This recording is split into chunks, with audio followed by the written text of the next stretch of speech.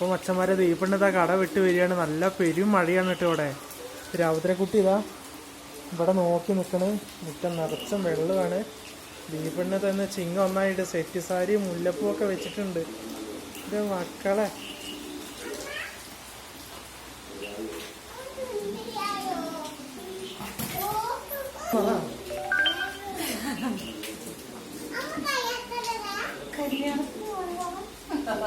വിചാരിച്ച് എനിക്ക് എന്തെങ്കിലും തരാൻ വേണ്ടിയിട്ട് പറയാൻ നിൽക്കാൻ പറഞ്ഞതാണ്.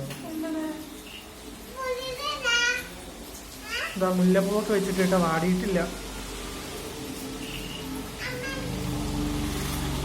നമുക്ക് അമ്മയോടെ അമ്മ അടുക്കളയിലാട്ടോ.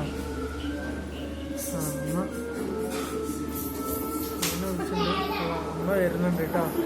അമ്മ മുല്ലപ്പൂ കണ്ടിട്ട് കേട്ടോ. മുല്ലപ്പൂ കണ്ടിട്ട് കാണിക്കല്ലേ കണ്ടാന്ന്. ഇനി രാവുതരക്കുട്ടി കയറി പോകുന്നുണ്ട്. ലൈറ്റ് ഓഫാക്കി മുറ്റത്തെ. ഞങ്ങൾ എമ്പുരാൻ കാണും. എമ്പുരാൻ. അപ്പം എന്നാ ശരി.